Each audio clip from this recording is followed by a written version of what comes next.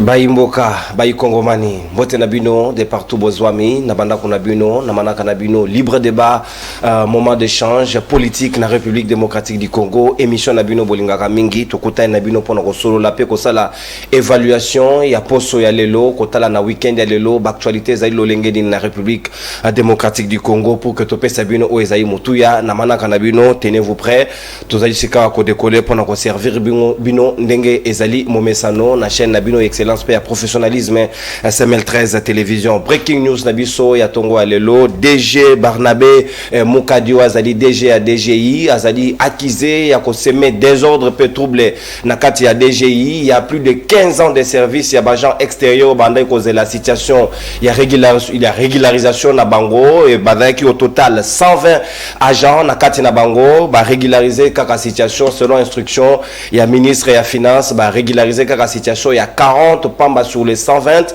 et ba o baso subatika iliwana ba remplacer bango selon ba agent bazali ko akizeye ba remplacer bango par les copains copines frères et sœurs ya ba famille na bango ezali malamu mingi te komona ke ba kongomani ba servir pendant 15 ans de service na kata institution ya régie financière et puis ba se retrouver na nzela na ngonga ya lelo sans que ba recouvrer ba droit na bango et sengeli quand même ba service à l'état ba meka ko fungola misu na situation na kuna ce qui information est s'avérer vrai selon ba agent batali ko dénoncer natina na yango et sengeli ko trouver solution d'urgence parce que zali ba famille ya ba kongomani ndezali ko dépendre na situation et na sika maboko na nikambo to ko betali solo na libre débat et tali mingi sécurité ya République démocratique du Congo surtout na partie orientale na yango pendant la campagne électorale ba candidat bazali ko prévoir nini parce que lobby na Arusha na Tanzanie Milulu Moko Somé et Selemaki na compte ya EAC et pa iwapi République démocratique du Congo et kenda qui ko faire valoir position naie par l'entremise ya VPM en charge de la défense Jean-Pierre Bembagomo ou akenda ko signifier ba père ya EAC que République démocratique du Congo attendu sous na moyen ya ko tenir bango batika na kati ya mabele na yete sengeli bakende parce que délai asu ketikaki le 8 décembre prochain et sengeli ba force régionale ena balongwa na mabele ya République démocratique du Congo bango bazui acte te ba lobby et sengeli ba évaluer yango sous ba mûrir décision wana ba consulter pe ba chef d'état-major général ya ba état nyonso wana pona kotala lolenge kane sengeli bakoki ko trouver des solutions d'ensemble alors que lobby kaka présidence de la République est signé le Kassa et lobby était ba tweeté pe na compte Twitter na bango ba lobby République démocratique du Congo après le 8 ba koki ata soki mokete ko repousser sous même d'un jour mandat ya force régionale na mabele na biso République démocratique du Congo kad viendra-t-il ceux qui batouana ba résister est-ce que bazali kaka na logique na bango ko doter biso armée na police capable ya ko sécuriser ba Congomani ndenge président burundais alobaki nde yango maboko ali kamboto ko solola na Congomani bazai nangai na poso ya lelo ya libre débat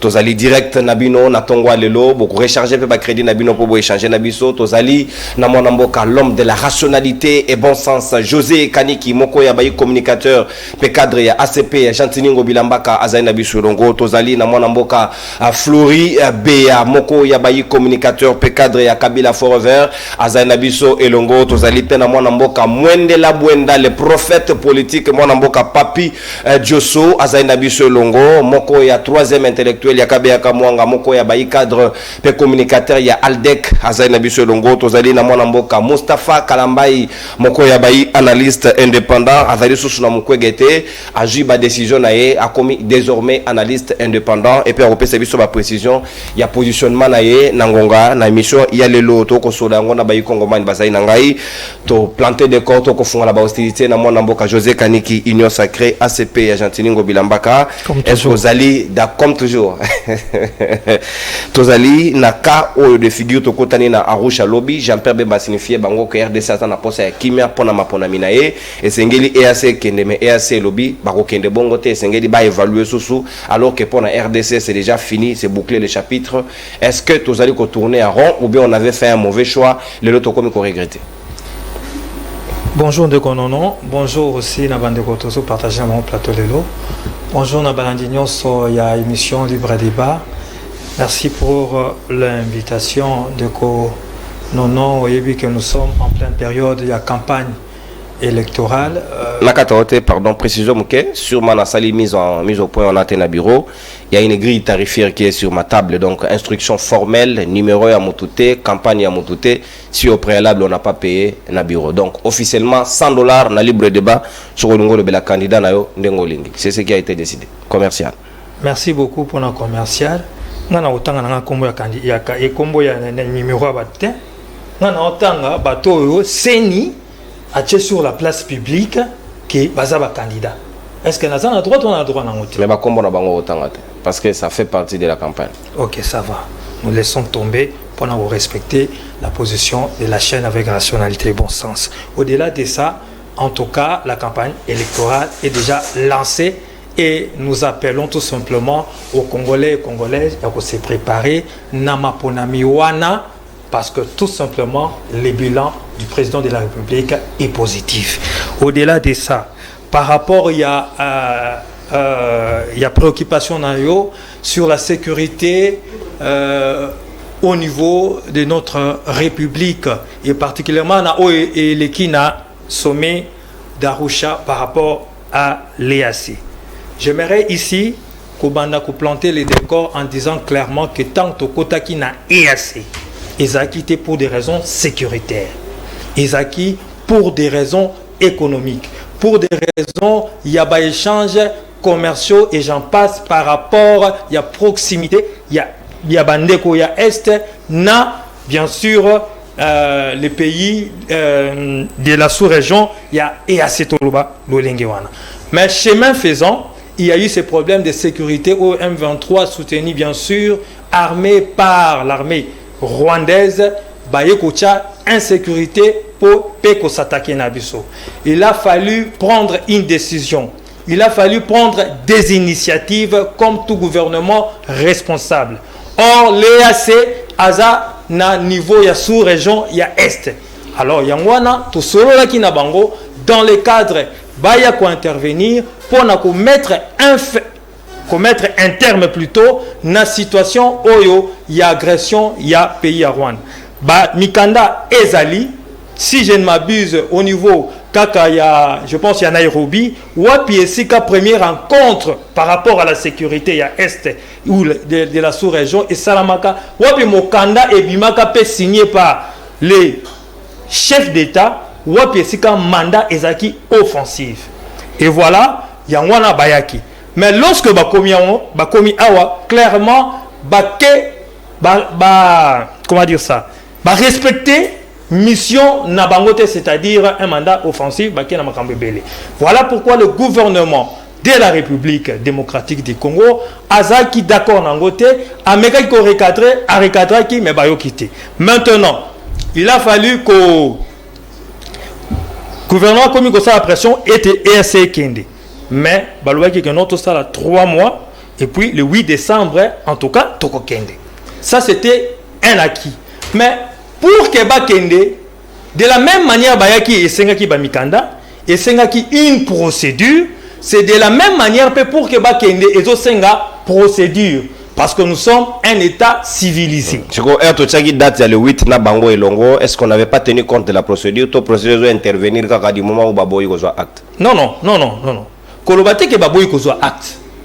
Parce que moi j'ai suivi non seulement la présidence, non seulement les représentants, il y a présidence au Bazaki sur terrain, dans différentes chaînes, mais j'ai suivi aussi la présidence à travers, n'est-ce pas, VPM, et même les tweets, et même vos confrères. Je ne m'aurais pas cité ici, et si Kawa Pesa clairement acté qu'on ne va plus, comment dire ça, renouveler les mandats.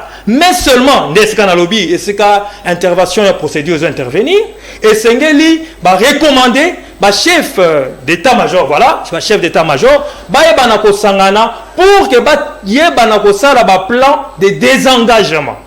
Parce que c'est comme ça qu'un État responsable est Salaramakam. Plan, tant chef d'état-major, conseiller armé, Kokutana, mettre en place plan de désengagement, un peu, même pas un peu. De la même manière, Salamina ONU. Il y a 2 ou 3 jours comme ça, le ministre Lutundu a signé avec la représentante de l'ONU, Bitou Keïta, madame, Naval Yaouni, pour que, ça la plan des engagements, pour que l'ONU ait Kendi. C'est de la même manière, procéder Rwanda et Zali Kobana. Mais en tout cas, concernant la République démocratique du Congo, on ne veut plus et on ne va plus, comment dire ça? Renouveler. Renouveler les mandats de l'ONU. Parce que ça a été clair. Merci beaucoup. Délai assez plus tôt. Et d'ailleurs, le 17 novembre, le chef d'État a signé, n'est-ce pas, formellement avec la SADC, pour Nakotala, de quelle manière, dans quelles conditions... Pour libérer Bassoussou pour l'inefficacité, pour bénéficier Bassoussou pour l'efficacité. Nalobi Boy, il n'y a pas de honte. Il n'y a pas de honte. Parce que non seulement nous comptons sur notre armée, mais cette affaire est une affaire sous-régionale. Je n'ai jamais cessé de le répéter. C'est une affaire sous-régionale. Nous avons toujours question. Ceux qui ont ba FDLR nyoso, tokangi ba comment on appelle ça, RDF, ADF nyoso, tokangi ba groupes armés nyoso wana ceux qui 20 000 ne basalaka. Tokoye ba kotia bango wapi? Puisque ce ne sont pas des ressortissants congolais. Ce sont des ressortissants, il y a Rwanda, il y a Ouganda et j'en passe. Donc, Tokosolo Lataka d'une certaine manière. J'aimerais rappeler, parce que j'aime toujours faire l'étude de comparaison, très cher Nono. Israël, Hamas, Babundi pendant près d'un mois. Soukanango va signer le cessez-le-feu. Soukanango, Hamas a lobby pour libérer les otages. Soukanango, les Israéliens, ont lobby pour libérer les prisonniers et Hamas. Or, les Hamas sont toujours traités de terroristes. Comment vous m'expliquez ça? C'est ça la réalité. Il y a ma relation. C'est ça la réalité diplomatique. C'est ça les réalités. On ne réinvente pas la roue. Il y a des positions que l'on prend. Il y a aussi des contraintes. Bref, je vous dis tout simplement que l'EAC et Sengeli Akende. De la même manière que ONI et Sengeli Akende, nous le disons clairement, nous ne nous cachons pas, nous disons que l'EAC n'a pas rempli à sa mission, n'a pas tenu à ses mandats offensifs. Voilà pourquoi nous disons clairement que l'EAC est Sengeli Akende. Merci, mon amboka José Kaniki, Natondio Botondi. Il n'y a eu pas d'interruption. Hein? Vous m'avez interrompu. Il n'y a eu pas d'interruption. Il n'y a pas de relance non plus. L'on a relation tout. Mais la deuxième prise, Chuki kota.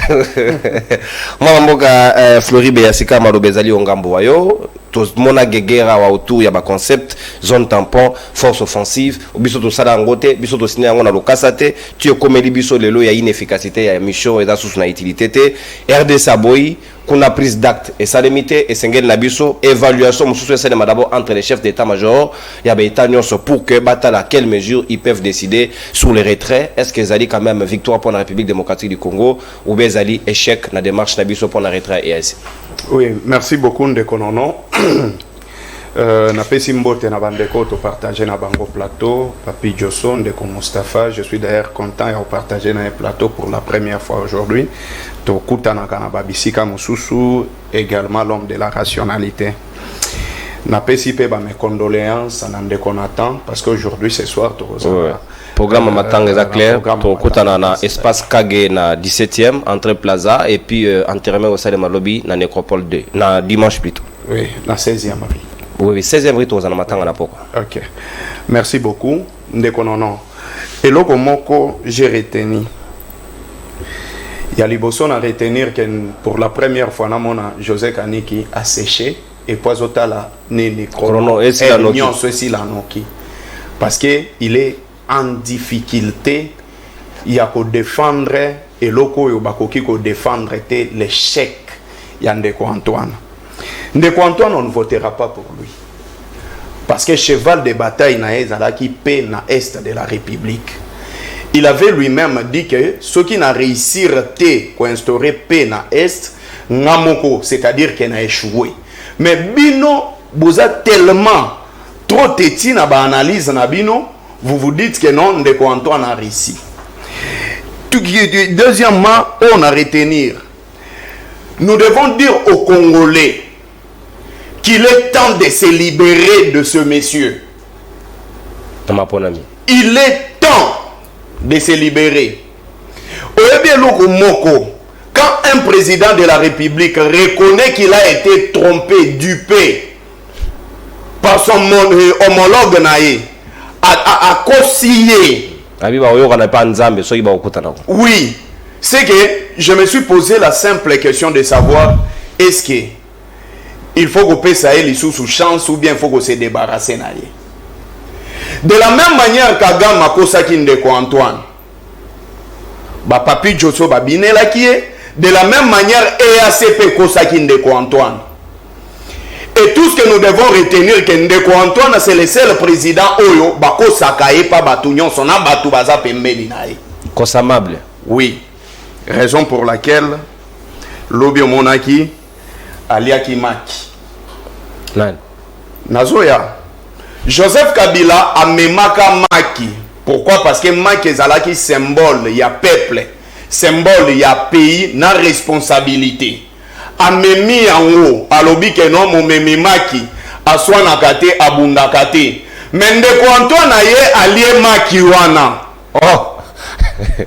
Par là, tu veux dire quoi? Non, c'est-à-dire que lui, le peuple qu'on avait représenté comme symbole wana ya Maki, bazolo belé l'autre côté, en wazo lia bango. Je viens maintenant plus rapidement. Donc, c'est tu sais que d'abattre la raté alia. Non, yazo batte la thé. Yazo batte la thé. Je viens maintenant plus rapidement. Yali Bosson de Antoine, il faut y bisabiso vérité. Naba tanto ezalaki entre la RDC et l'EAC avant Baya Awa. Premier élément, incohérence Yali Bosso, o elaki si de Antoine bakosaki na en face ya ba journaliste à France 24. Il y a le qui soki ba EAC baye bakoko la nanzela ya Bunagana et puis bakocha feu contre les M23. Mais plus tard, après une année, l'EAC à travers un général ougandais a dit que non Ndeko Antoine, écoute ce qu'il a dit. Le président congolais c'est un menteur.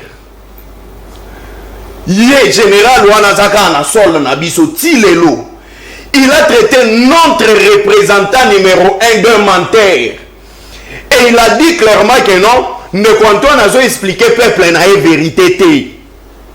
Biso toyaki pona ko bunda te, toyaki pona zone na tampo.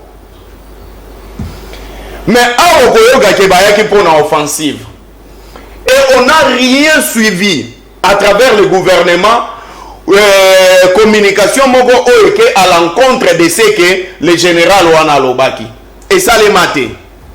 Nekonono, vous allez vous souvenir que le 3 mars, il y a année Oyo, ne mandat ya EAC Silaka. Et il y a occasion, comme l'EAC, Abunda Kite, Asalaki Moussala, Oye Sengela Kite, il fallait akende. Pour renouveler le mandat à EAC plusieurs fois, bazo renouveler en haut, ça bénéficie à qui et en quoi? Parce que logistique, il y a EAC tout le monde a tout débattu avec Awa. Il y a des Burundais au Bakota Ganango. Il y a des militaires nyonso ya sous-régional Bakota Ganango. Jusque-là, basale la yangote. Tout ce que nous avons observé na part ya EAC, ezako kanga ba photo na Willingoma, na ba militaire ya nene. Il y a M23. Mais chose grave. Le ministre des Affaires étrangères à l'Obaki, il y a des rapprochements entre le M23 et l'EAC. Cette histoire, je n'ai pas vu où on a relevé ça dans la réunion na bango oyo bazo sala. Ba feuille de route nyonso oyo basala qui pour M23 se retirer, M23 tikali ko se retirer. Mais ici ce que nous devons souligner c'est quoi? L'EAC ne va pas partir Nandenge à Malembe. Pourquoi? Parce que nous avons été insultés depuis Toko Tagawana. Ruto a ebisa biso alobike bakolongwa na sol na biso jusqu'à ce que RDC agozalana armée moko efficace ya ko défendre ba territoire na ye. Wana premier élément. Deuxième élément ba ebisa biso ke Congo eza logola mboka oyo ezobela sida. Voilà Museveni. Toujours le président membre na kati ya EAC. Troisième élément balobaki ke RDC azalogola banami balé bazowela orange. ba pressé avant maïnyo se bimi mais nasko ba ke ko luka mutu ya misato kwa sala nene aya ko kabola bango et mutu ya misato wana ba ke ndai ko luka c'est l'EAC président burundais Ndayishimiye. Oui, mais ici à l'égard de tout ce qui se passe de manœuvre que régime oyo yande ko Antoine na batu na e ba komi ko créer ezaba dilatoire. C'est l'élément. Pourquoi est-ce que va soumettre dossier wana na Assemblée nationale té? Pourquoi est-ce que le chef ya gouvernement Sama Lukondo bien porte-parole ya gouvernement Mouyaya et Jean-Pierre Bemba koki ko convaincre ba père na et ACT pourquoi est-ce que va sali même menace té na sol na biso awa? Mais aussi il faut voir les dangers. Merci. Parce que nous sommes en face maintenant, il y a 6 forces. Namboka Nabiso. On veut faire partir l'EAC, mais les IPDF, bazati le lo nakati ya mabele Nabiso. Merci bien. Les Ougandais, bakokende jour nini. Merci. Et ceux qui sont que EAC boyi kokende, sort Nabiso ikozala nini na bango. Tokobundana bango. Tokobundana bango. Merci beaucoup. Tout ça c'est la Kaningare. Nani, Joso, tokobundana bango. Pesanga maloba. Tokobundana bango wana na la. Pesanga la biscuit. Maloba. Mwenela Bwenda, le prophète politique, troisième intellectuel Yagabe Yakabwanga, l'obédaga anniversaire à Norvège, petit anniversaire à notre fils, nous t'aimons bien. Merci beaucoup. Sikawa Malobezali, nanga même choli ambongo mela tinde nanga yekufelite. Sikawa nazongeli. Ok, na ingabwa oyo kabolagi na otuna ona suka emission. Tu es allé na ingabwa biloko kabolagi na ibito za moto omes to s'il vous plaît, faut pas s'il vous plaît, faut pas distribuer des capotes en pleine campagne électorale et puis ozo na action. Nazongeli aussi ko mwana mboka Papi Joso. Tozonga shuko na émission. Est-ce que vous allez d'accord lelo ndenge makambo ezali ko kendele awa depuis mars le tondo na ba fini to ba prolonger biso ba kwa ba beta biso jegizengi to komina bango 10 décembre ba boyi pekaka donc to kota na bango ti na 2024. En quoi ça sert d'avoir une force inefficace, inoffensive banda ba ya ata lance-pierre babambati? Est-ce que nous devons continuer na bato lengo? Merci beaucoup Ndekonono mbote na baninga na ngai o tokutani na bango na plateau ya lelo libre débat. Je pense que cette émission ezali na kati ya komata pe esi mati makasi eza bisiko wapi biso to beta kalibaku ya koya kopesa makanisi na biso oyo pe tozali na yango pona mboka Ndeko Kanyiki, la rationalité et le bon sens, Florideya, Ndeko Mustafa qui pour la première fois on a tokutani sur un plateau pour tout discuter Congo. Ndeko Nono na kopesa balandi nyoso.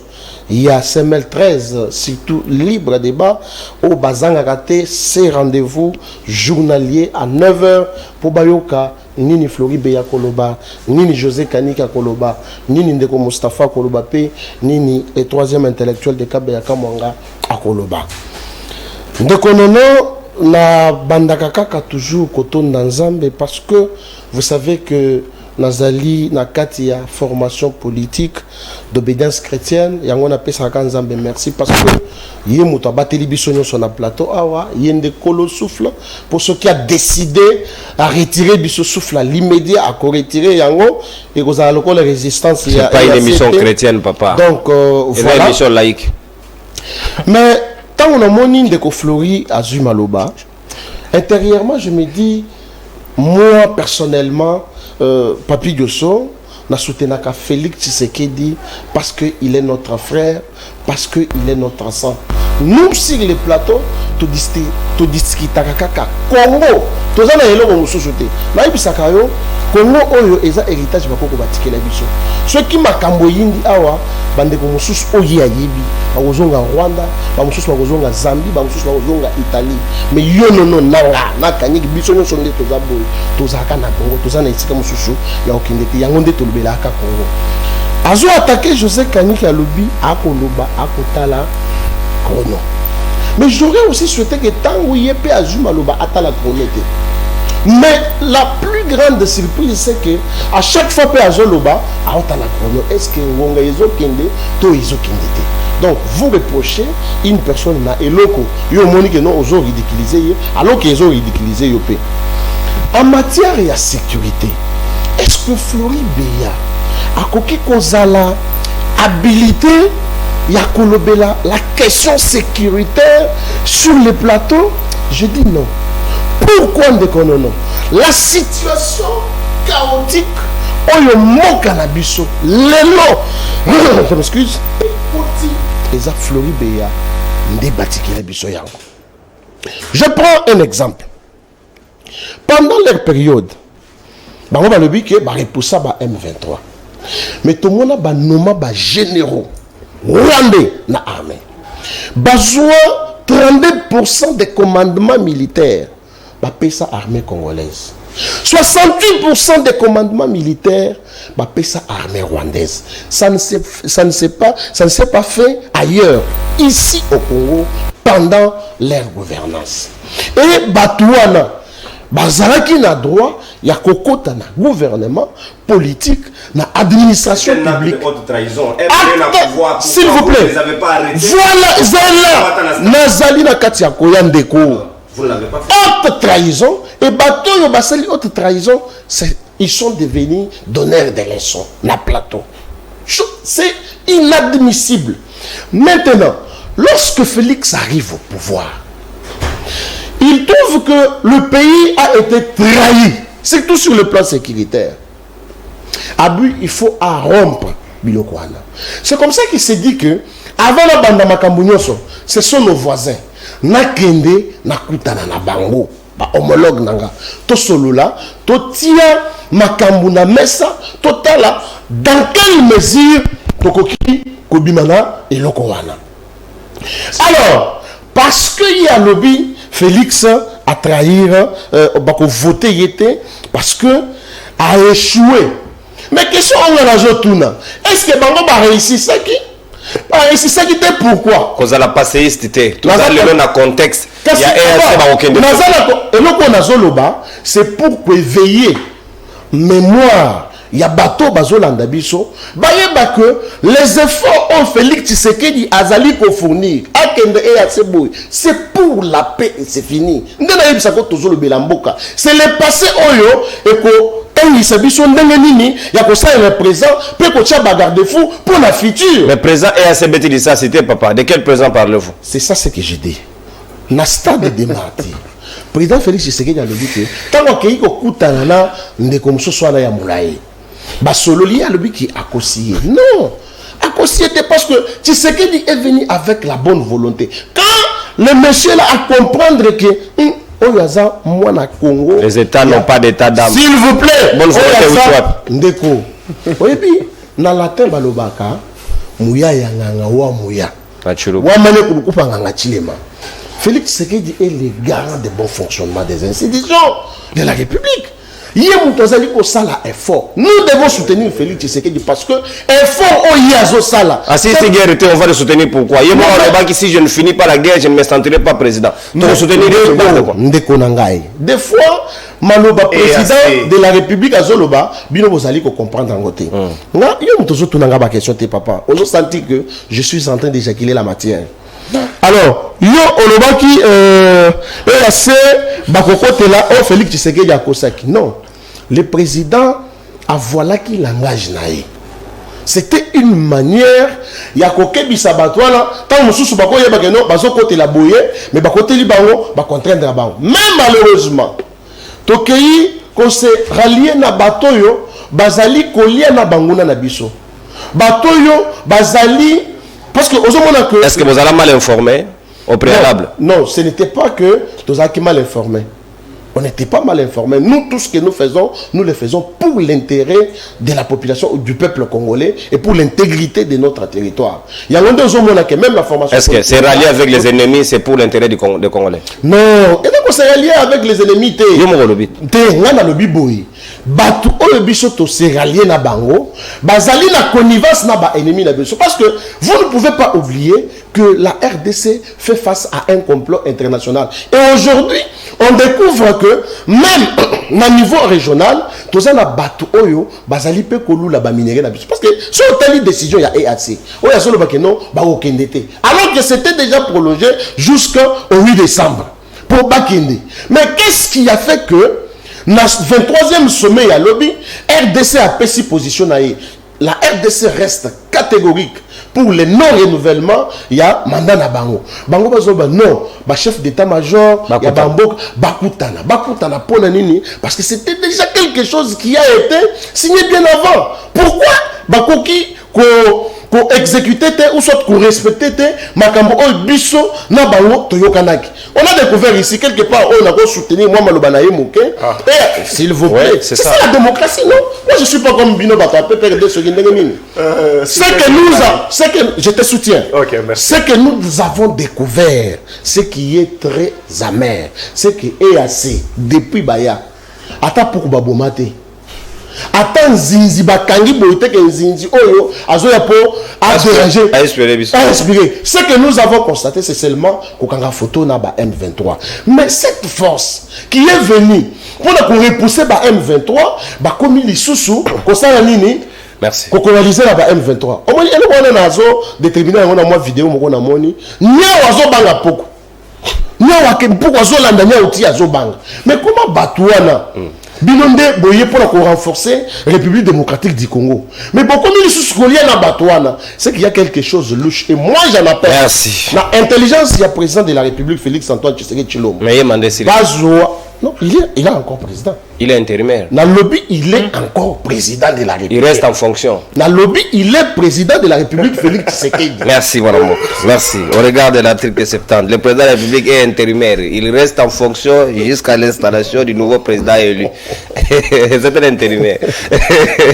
Et tous les ministres démissionnaires sortant en Gobila, démissionnaires, il faut les appeler comme ça. Ce sont des démissionnaires. Est-ce qu'il n'y a même pas de limitation pour le gouverneur? Certains arrêtés, est-ce qu'il doit continuer à prendre?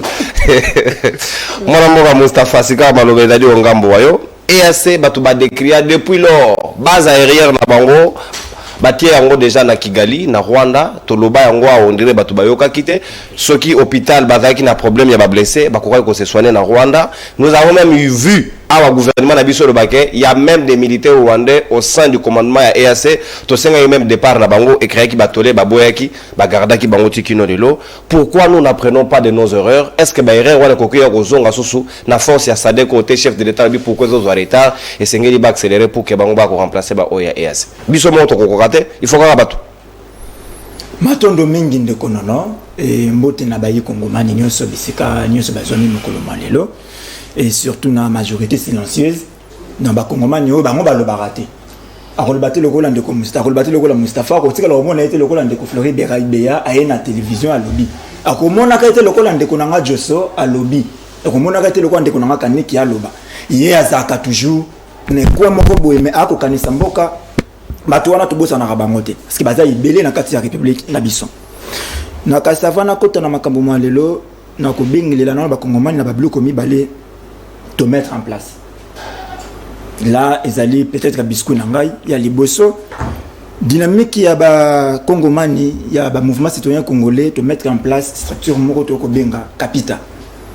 Capita Zali Nani, Capita Zali, Mokengeli ya Maponomi 2023. C'est-à-dire, ceux qui ba Ibaki Maponomi en 2006, en 2011, en 2018, en 2023, moi, il y a Maponomi ko salimate parce que tout Congomani est la Capita. Na makasa même de konanga jo sur lukaza la capitale maponomi 2023 pour baïba yamote. Alors tout celui qui veut être capitaine ba contacter biso to me mato to kende la to faire respecter mobe konakati ya boka na biso ya mi balé to kolobela makambo ya collectif bon retour na citoyen Pascal Nimbo. Le président des opprimés. Oui. Parce que à un certain moment à réfléchir et je me dis on ne peut pas vivre dans un pays à règlement des comptes.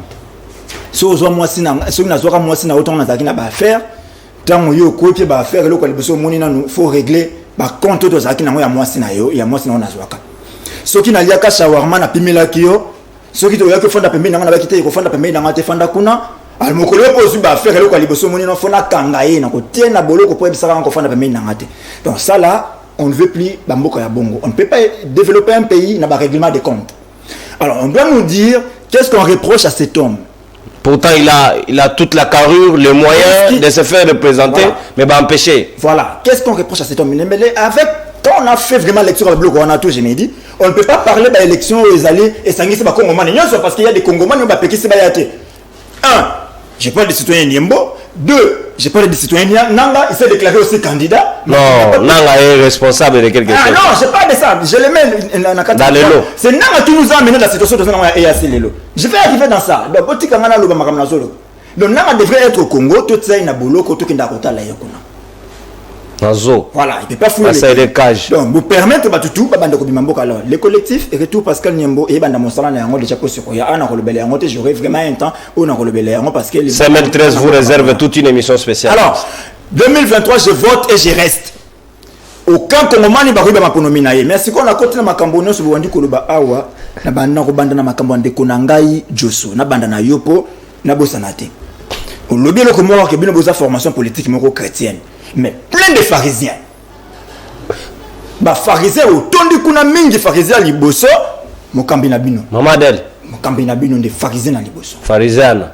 Mo pharisien ya liboso mokambi na bino. Ponte kende retourner motuna pona na benye mo pharisien. Ale bana biso makambo ya primaire à gold. Donc mona kaza pharisienne. Soka expliquer makambo primaire à gold. Ndoko yeba kpenake baza ba pharisien. Olobi le komoko ya solo awa. Beteli olobi kende ko floki be yaya ko kikoloba na makambo matali sécurité té. Parce que aza kabiliste. Très bien. Ngaza vraiment anti-kabila. Hein? Mais nazarande rationnel na prêté malobande konanga kaniki. Merci. Rationalité ni koloba nini? Bisika bolam ozalo benyongo bolam. Bisika mabeza li benyongo mabe. Mino to mozu pouvoir maloba liboso Félix Lakini. J'ai trouvé une armée organisée. Makambo nyonso to bande ko la opposition la diabolisation. Donc Félix a reconnu qu'il diabolisait Kabila. Il a reconnu ça. Et il y a qui va saquer le côté. Même au continent du Makiango. Et maintenant, ce que mon combien de ça qui va saquer armée, ma bébé, qu'est-ce que vous avez fait de cette armée? Bon, marcher sur la prérogative de l'armée congolaise. Vous avez préféré comme même armée à Sud-Soudan. Une armée non professionnelle. Bah, tu vois ça, on va soldat. Bon, je comprends, c'est comme ça chez nous, on a même bâtiment, on va soldat. Vous allez baisser mon grade. Moutasan est soldat. Bloqué au Sud-Soudan, on va soldat. C'est ce que vous avez fait. Au lobby sur le plan de la sécurité, Ndeko Kabila a qui trahir. Mais vous avez trahi plus que Kabila. Parce que M23, c'est vous qui les avez amnistiés. Bino de Boyaki pour amnistier M23. Ndeko Ibalanki a Zanvina. Lettre Ibalan, correspondance. Arrêtez de poursuites contre le M23. Bino de Boyaki amnistier bango. Bah quand même la politique parce qu'on a retrouvé votre M23 na INC, on a retrouvé votre M23 na AFDC. Peut-être qu'il y a eu des places aussi parce que Winingo Maïd est le vôtre. Mais ceux qui ont été, vous les avez amenés ici, 14 mois. Bango balobango bisoté, bango balobango fondé la bango a. Donc tout ça qui est une insécurité grave na Kisasa au 14 mois na fondé na Winingo na Kisasa. Na ibarate. Ça c'est vous, ce n'est pas Kabila. Ne pas assumer makambo bosali, botika kotanga bakombo baninga. Ndeko na Kani qui parle d'un bilan très positif, il y a chef de l'État. Heureusement, ça n'a pas de Congo. Comme ça, ça n'a pas de la mort. Si on comme une avenue de l'OIA, on dit là, Félix, on dit là, tu es là, tu es là, avenue de l'OIA. Là, tu es là, tu es là, tu es là, tu es là. C'est ça le bilan positif de Félix. Ndeko Félix a coûté biso, tu sommes allé par 200 francs. Le loyer sont allé par 200 francs na balabala. Ndeko Félix, il m'a dit qu'il a costé 100 francs Mokondi, Mboka Soki a réussi à Est. Il n'a pas réussi na Est. Basignon nyonso zo kolakisa ke a réussir te na Est. Alors wapi réussite ya makambo ya Ndeko Félix Tshisekedi. Oti koloba atango bokoti beloko na bino ya EAC ezaki pona ba échanges commerciaux, ezaki pona ba makambo matali économie, mais ezaki makambo matali sécurité te. Est-ce que botanga ki ba objectif ya EAC avant bokota yango? Puisque on ne peut pas parler de développement sans la sécurité. Avant de parler de développement, il faut d'abord penser à la sécurité. C'est lorsque que tout ça sécurisé, alors on va faire le commerce. Parce que nous sommes dans un pays qui a beaucoup de problèmes, il y a sécurité, alors que nous avons le développement. Impossible. Mais comment ça n'a été que dans la charte EAC, dans la carte de EAC, la sécurité est allée. Article 5. De temps que je comprends peut-être que vous avez posé ça. Vous avez le reste viendra après. Ce qu'on a dit à eux, on a dit que EAC. Et ça, erreur grave, on dit que Félix Tshisekedi a salaki et rekota makambo na EAC. Mais bango moko ba yambi ndeko na bango awa na stade de martyr yonani oboya Kagame. Et c'est ce jour-là que Félix écrira à Kagame Tokota EAC. Tokoti EAC. Félix a écrit à Kagame Tokota EAC. Donc pareil à Félix Nakata Makamboana et Kagame. Alors qu'il est conscient que les Rwandais nous agressent. Les Rwandais nous dérangent. A été que le Rwanda a parrainé sur la EAC et nous attendons que Makambo Bitumba il y a Rwanda qui soutient les M23 et c'est à travers EAC. C'est une erreur, il y a pas d'amitié. Attends, on a 17 ans, on ne peut pas commettre ça. Rwanda a quelque chose à Kokota Sadek. Réponse, il y a Sud-Afrique qui a été Rwanda a agressé le Congo. Le Congo fait partie de Sadek, alors Rwanda a Kokota Sadek. Mais biso to Kokota EAC. Après que Rwanda a Kokota Sadek, biso to faire Rwanda ya babiso na EAC. Alors, tellement mboka on est sur il y a partie est ya Congo wana. Quel est mboka oyo endimaka kinya na biso ezalité. Museveni a soutenu Bemba pour na ba bono ba Kongomani na Kisangani. Rwanda soutient mboka oyo soutient Ruberwa. De l'autre côté Burundi pas fondara Kinyate parce qu'il y a une incursion armée burundaise na kati mboka na biso. Merci. Et nous sommes le seul pays au monde où ils ont na kati talaba armée belé. Plus de 50 armée na kati mboka moko et les FARDC s'autorité ba saka sou musala nini seul musala FARDC c'est commis vous suivre vous na makambo ko osana balabala ça doit cesser. Voilà pourquoi les Congolais doivent voter intelligemment. Merci mon amboka au consommateur d'antenne 8 minutes 40 secondes Binom Balé ndeko Josso ndeko Mustafa bokomi na tawana ce qui conséquence logique et pas ndeko Kaniki ndeko Floribert bozana 50 secondes de plus pour nous rattraper ta chrono ya ba ninga mibale sikawa to ko fuzonga na mwana mboka José Kaniki. Pourquoi nous voulons donner l'impression que Armée Nabiso fait comme un multinational tous Batouka de partout pour qu'ils viennent nous aider. Pourtant comme il a vrai temps il y a comme mitala na miroir mitali na glace pour te comprendre est-ce que toke malam toke mabe est-ce que le lot kolunga kolongola ko des bien-être Saint-Pierre pour na kwa bien Saint-Jean tolongoli et assez to nous rozonga na Sadek. Est-ce que ça nous fait pas perdre le temps du moment où baton va repasser sur les résultats pendant malamonté parce que na katia Monisco et dans la brigade mort d'intervention au Sadek et Tindaka à l'époque ya Kabila est-ce que le lot la RDC ne peut pas miser sur sa propre armée est-ce que le lot FARDC a mesure à sécuriser ba Congomani parce que ça dit ba mission où ya yé mo be ko lui conduire pesi au gars article 187 l'article 190 mo be ko lui conduire est-ce que nous ne pouvons pas faire confiance à notre propre armée qu'est-ce qui manque le lot embargo est sous-souté on est tout miser sur la Sadek on ne peut pas prendre cette énergie pour compter sur les FARDC. Pourquoi on ne peut pas? Merci beaucoup Ndeko Nono.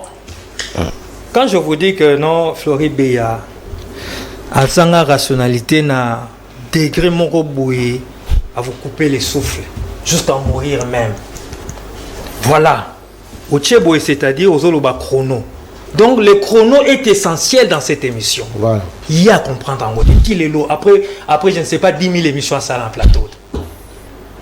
C'est-à-dire que tant dans un loba, ils ont normal natal chrono, natal agencement, natal boule. Voilà, il me reproche, il dit que j'ai séché. J'ai fait moi, José Kaniki, 7 minutes 40 secondes. Lui a fait combien? Lui a fait 7 minutes 43 secondes. Autant il est peu chrono. Et maintenant, il est chrono. Maintenant, qui a séché? Ça, ce sont des détails. Au-delà de ça, Ndekonangaï.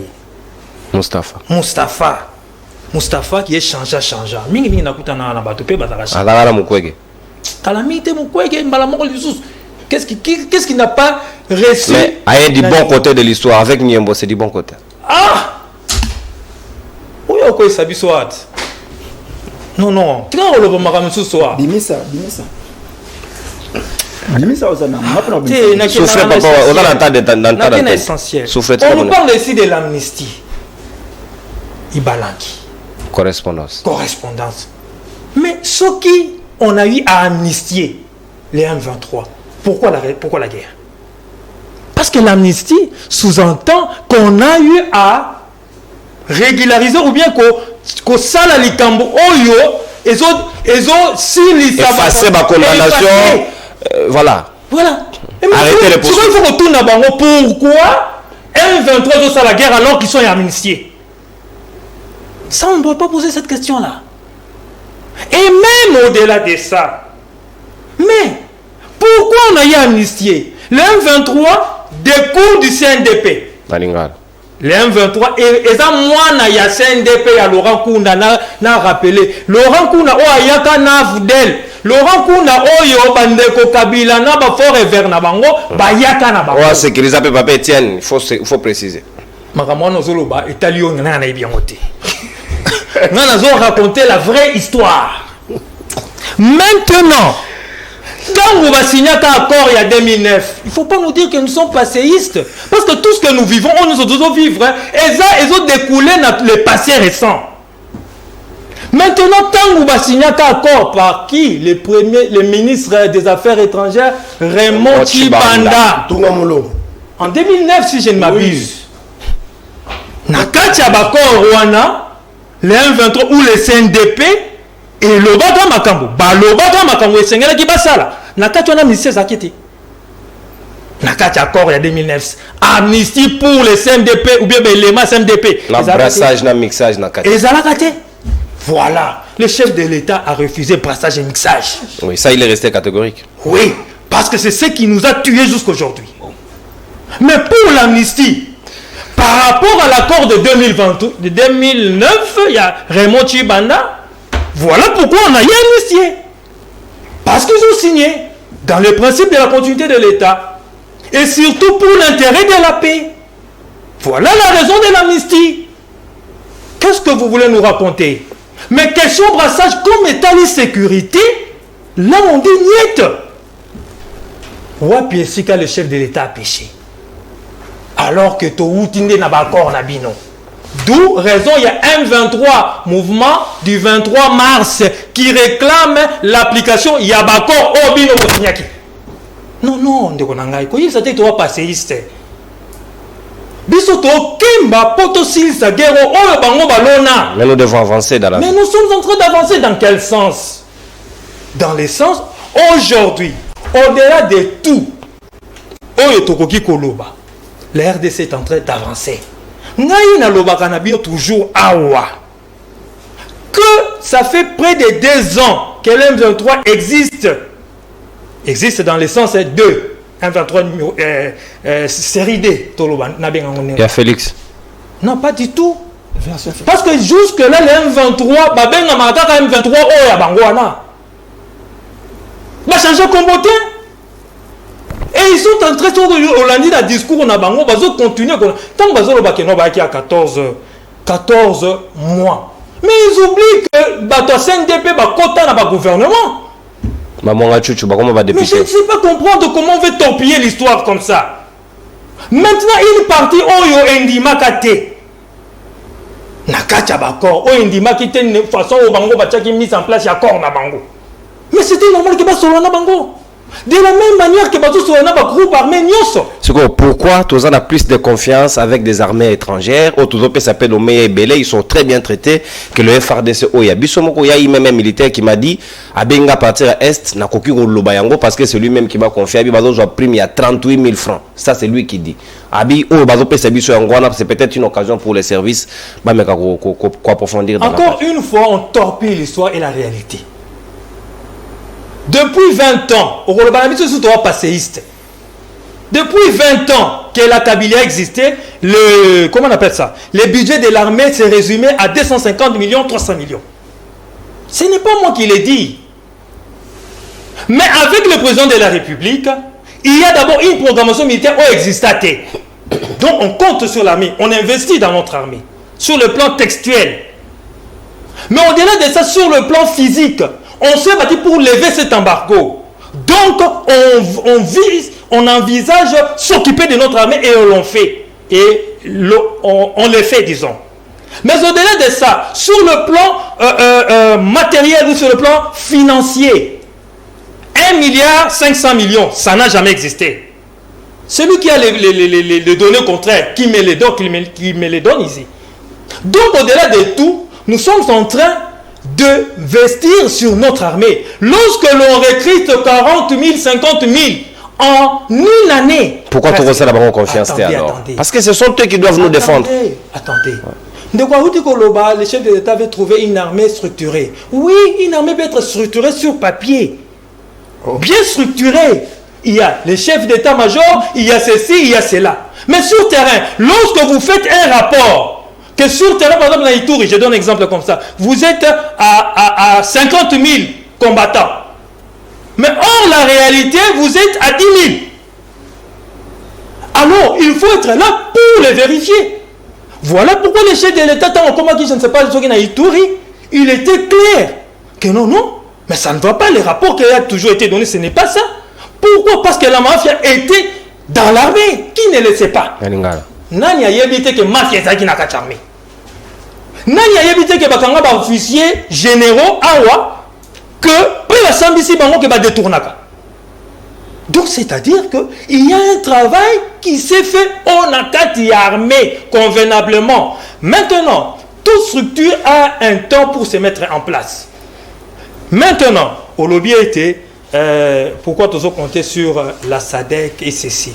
Je ne sais pas pourquoi l'autre côté naoni. Pourquoi tu as na SADC? Parce que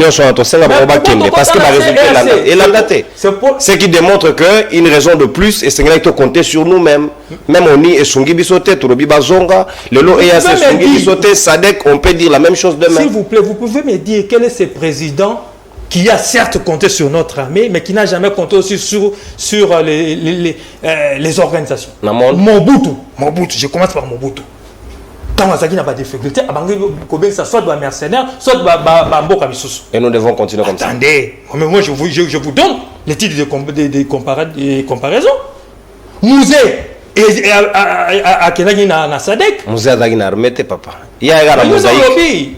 Donc c'est-à-dire que non, bateau qui va Rwanda, c'était une mosaïque, papa. Ah, une mosaïque, mais qu'on appelait ceux qui FAC, non? Donc c'était les forces armées congolaises. Vous n'allez pas me dire le contraire. Pour terminer, nous disons ceci, l'armée est en train d'être constituée. Voilà d'ailleurs pourquoi. Jusqu'à preuve du contraire, jusqu'à preuve du contraire, pendant 2 ans, le M23 est cantonné dans le niveau il y a 3 territoires et pas en Mobimba. Nous battons 3 territoires congolais. Merci. Il faut préciser. Oui. Mais la préciser à Mobimba. Merci. La cité Rutshuru, Niragongo, Masisi. Les territoires dont vous n'avez pas cité qui sont occupés par les M23.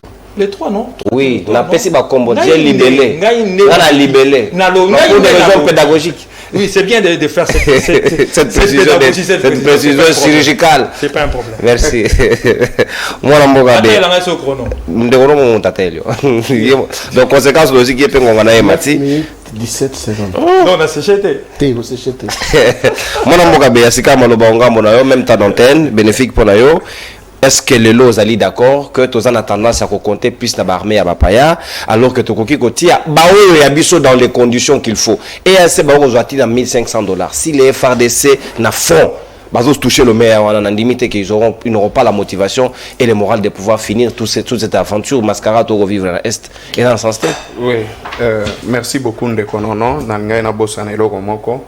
Féliciter Madame Plamedi Kisiki Nkuru pour avoir décroché diplôme à licence d'ici Kaza.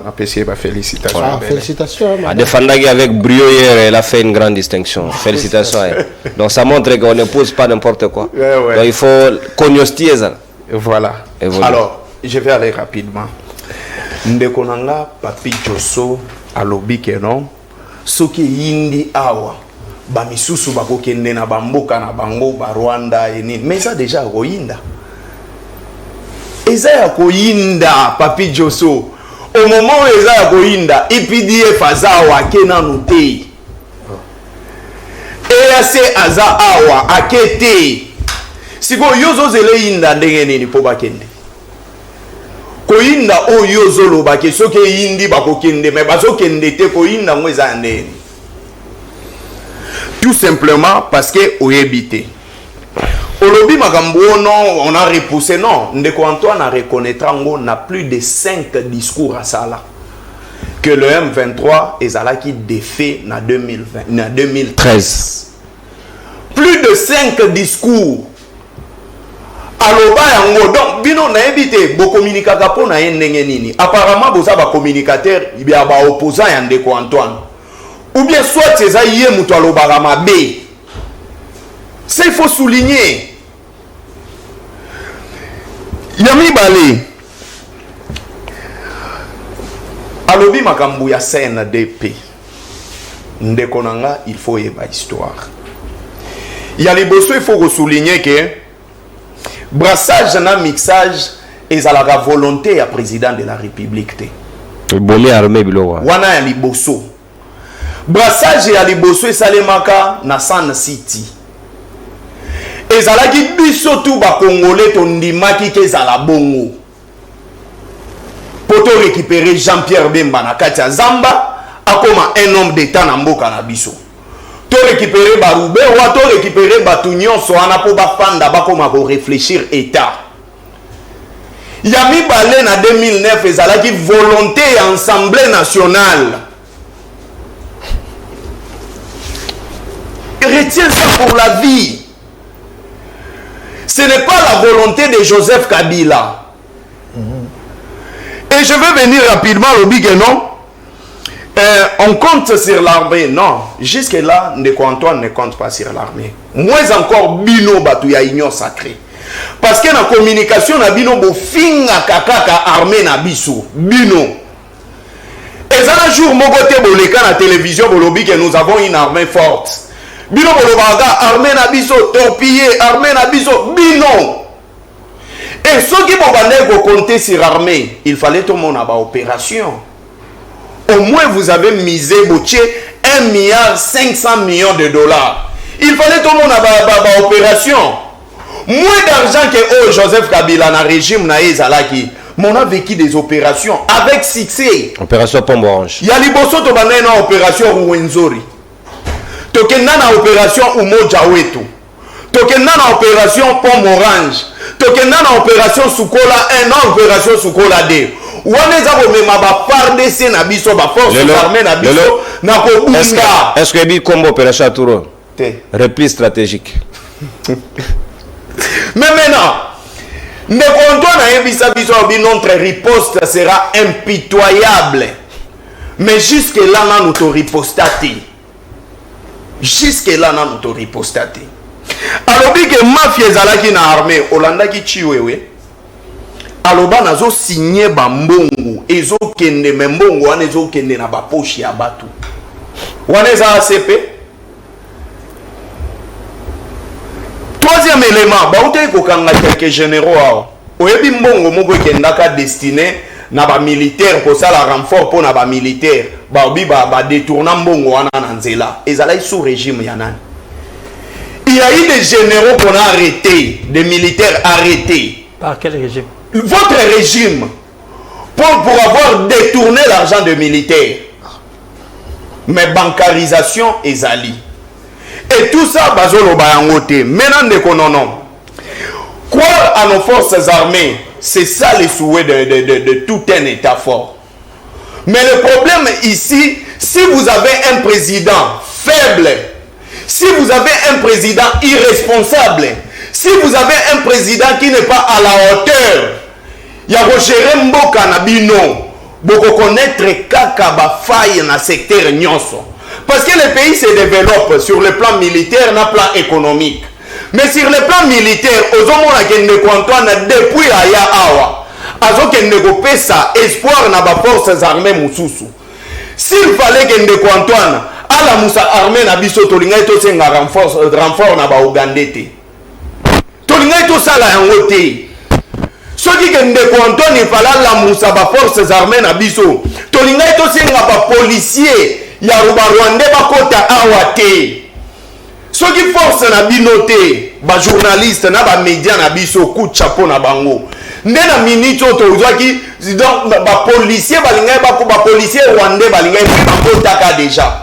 Soki ne konto na bande ko croire na forces armées na biso alinga ki soutenir ba wazalendo te na France 24. Wana o onde konto na sali en tant que président de la République. Il a soutenu le Wazalendo. Mais elle a soutenu le Wazalendo. A Bossani que Salomon Escadela a zana kati à prison pour la raison nini. Et ça nini pour illégal ya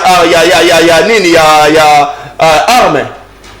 So il ne compte na bande ko croire na armée na biso ko tombola yango. Tolinga to kende na EACT. Nyoso wana eza nini eza parce que Ndeko Antoine Nenga Zawana lui-même en tant que président de la République il sait qu'il ne peut rien faire pour ce pays. Mais pourquoi il cherche un deuxième mandat?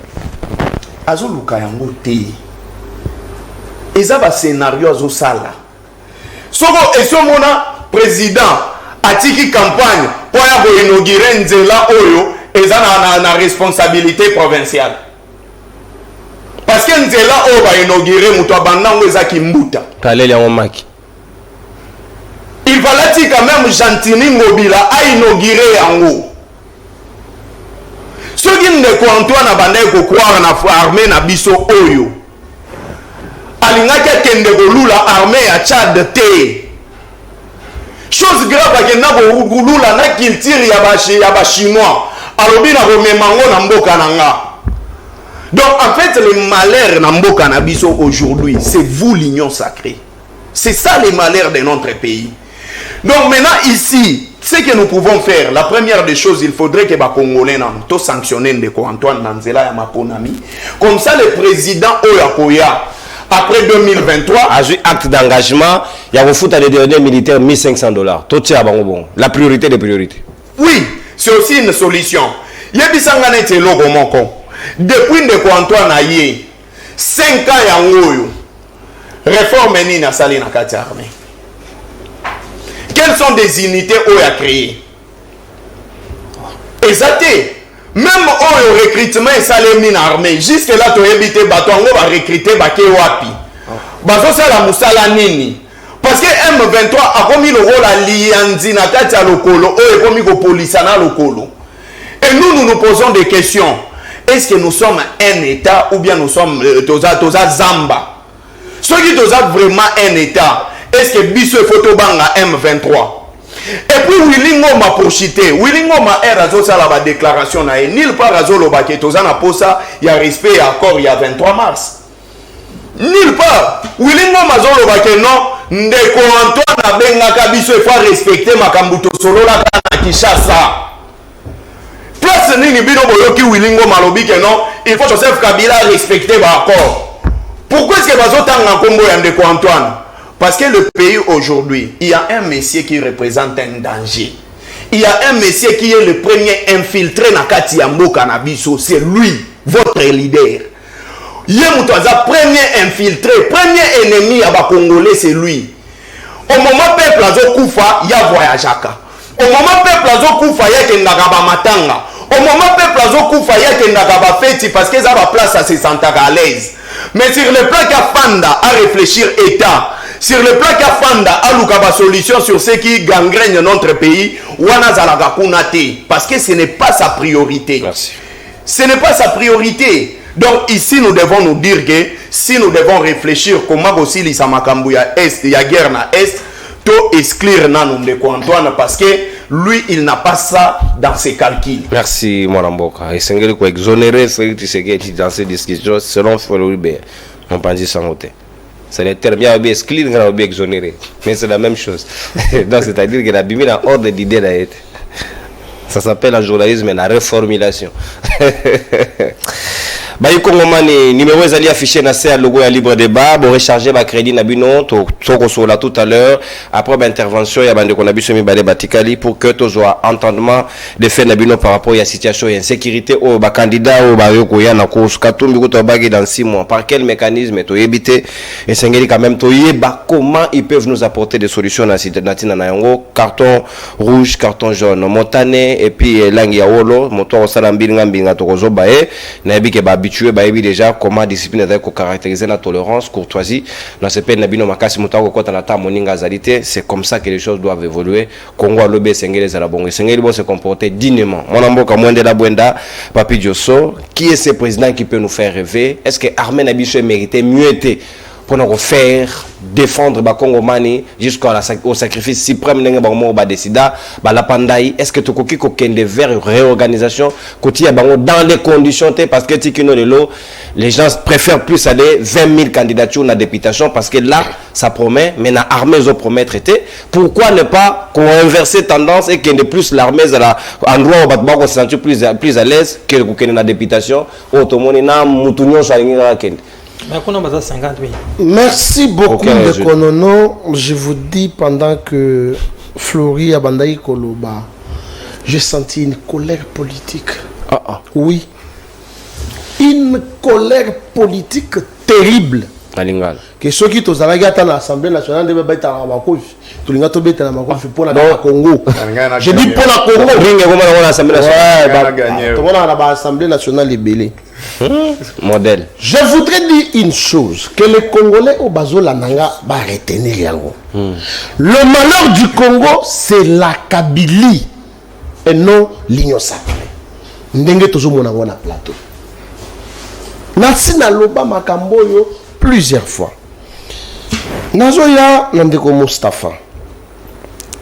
Mustafa Nazo na Angla Oyo Lobi na Ndeko Kaniki. Je reviens à la question qui est le président qui nous fait rêver.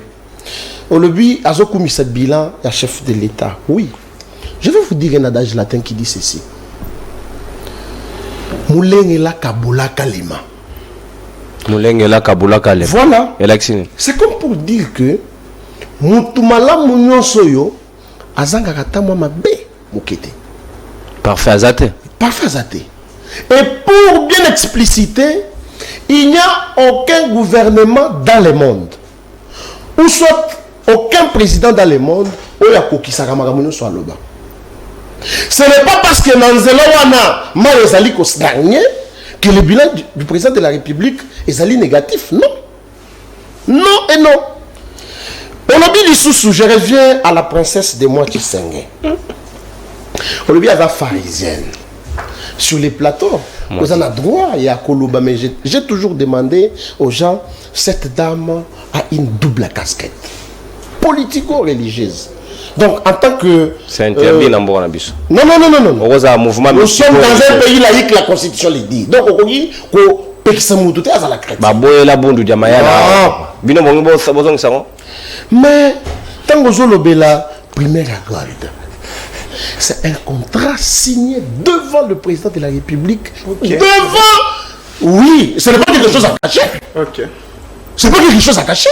Ici. Exclusivité à Wolo la vision pas. S'il vous plaît, ce n'est pas exclusivité. Botanga contrat à la bienté. Et le premier ministre, nous avons vendu le premier lot. Parce que vous devez aussi savoir que la société, il y a l'État, l'entreprise, il y a l'État, c'est la société commerciale. Il faut tout cas. C'est comme ça que aux hommes, on a que Bidé Yambo Kanabiso et Mataki, parce que cet argent est côté n'a que ça l'État. C'est que Bangona Bino Bosalate, nous avons vendu de l'or. Je dis le Congo a vendu le premier lot. Et la princesse était là. Vous voyez, ça qui a détourné. Oui, ça n'a pas péché mbongo. Ali a tient la poche na non. C'est une femme noble. Elle mérite beaucoup de respect. Quand vous prendrez la parole, il faut au kumisayepe, au PC ba félicitations pour na mai azali ko sala pour Namboka. Obi Félix Tshisekedi Alobi, j'ai trouvé une armée organisée. Bien sûr. Bino nanga tanga logique. Le président de la République au matin de la prise de son pouvoir, à quoi il dénigrer armée Oyo, Azali Kosa. Non, pas dénigrer pendant. Non, c'est pas dans le but qu'on dénigrer, à quoi il dénigrer pendant. Je n'ai pas dit ça. Ne me faites pas dire ce que on a le but. C'est ça la logique. Non, s'il vous plaît, ça c'est une mauvaise logique. Donc, dans chaque propos, ouais, ou dans chaque il y a phrase, les contextes. Il y a les non-dits. Il y a votre vaccin non-dit. Non, non-dit, on est ça. Donc il faut comprendre Yango. C'est pour aux 14 mois à M23, vous étiez dans l'insécurité. Mais quelle est cette insécurité là au Zobanga alors que Bino Bonoma qui bat généraux na tête il y a armée la Bisso. Est-ce que vous avez la signification à M23? Mouvement de 23 mars. Non, c'est pas ça. C'est quoi? M23, les membres de FCC, Flori l'a reconnu un jour sur le plateau. C'est un parti politique membre de FCC. Et quand même le président de la République dit que Ezaki défait la l'Union sacrée. C'est dans l'Union sacrée. FCC, c'est dans l'Union sacrée. C'est dans le FCC. Mais tu t'assumes dans le mal. M23, ceux qui osent 23. Moi, je suis le prophète politique, nous avons expliqué. Le chiffre 2, ce que je deuxième lettre alphabétique, c'est B. B est l'union balkanisation. 3, chiffre 3, c'est C. C est l'union Congo. Donc, quand on a fait ces mouvements... c'est pas... Non, ça c'est pas bien pour ça. Ça c'est pas 2000. Moi, je l'ai dit pour la première fois sur un plateau, c'est Denis qui a emprunté mes mots. Je ne peux pas accepter ça. Je suis quand même un intellectuel avéré. L'intellectualisme coule dans mes veines. Je suis en train d'aller en Dékonangaï. Mais dans 4 lettres. Dans le but mouvement. Mais dans 4 pour la lettres. balkanisation. Mais dans 4 lettres. Là, dans le but 23. J'ai parlé de 23. Non, j'ai parlé de 23. Alors, au lobby du Sousouni. Tant qu'on a une question au lobby. Président a fait rêver Bissot. Président a fait rêver Bissot. Non, vous devez savoir, aucun pays ne vit à vase clos. Le président de la République démocratique du Congo, Félix Tshisekedi, déploie toutes ses énergies. Les Américains peuvent accepter l'armée russe à Washington. Non, vous savez, en relation internationale, il y a ce qu'on appelle les rapports de force. Congo, Azana, poids diplomatique, mon côté poids militaire, mon côté des États-Unis. Donc on ne peut pas comparer ces deux États. Même le petit Rwanda ici ne peut pas accepter ça. Non, petit Rwanda, vous devez savoir, nous faisons face, nous, la RDC, devant un complot international et aussi régional. Et ma benabiso o nazoloba, c'est parce que Nzamba pesibiso ba minéré, il y a toutes sortes na Congo. Et tous les yeux sont focalisés ici. Le président Félix Tshisekedi fournit des efforts pour que ces minéraux ne soient pas utilisés d'une manière illicite. Parce que biso to mona bato ba ya awo ba construire mboka na kati ya Congo. On a construit un mini Congo au Congo. Félix ne l'a pas fait. Comment on dit pas?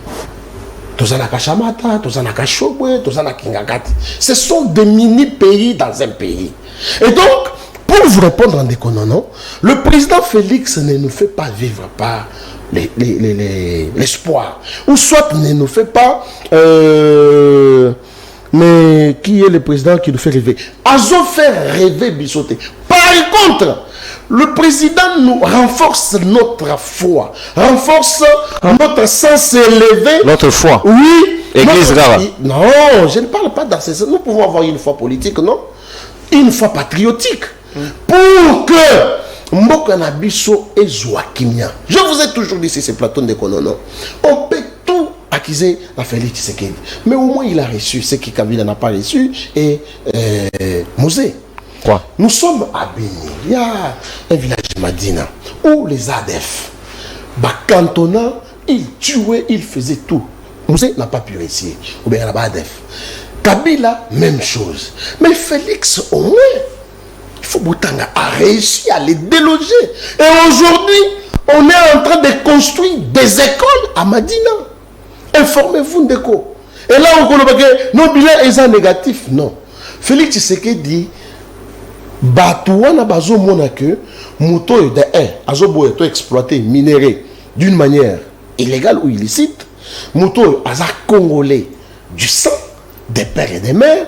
Moto aza na volonté ya mboko et qui dans liboso.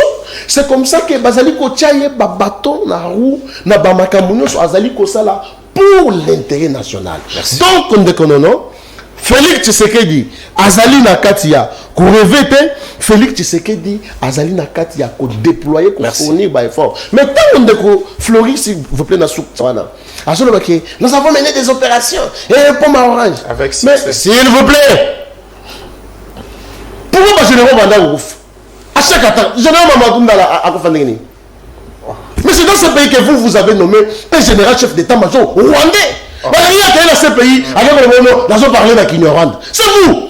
Et si ce plateau, vous avez le courage de dire que non, le malade du Congo, c'est l'union sacrée. Merci, alors que c'est l'union sacrée qui est la bénédiction pour merci, mon amour.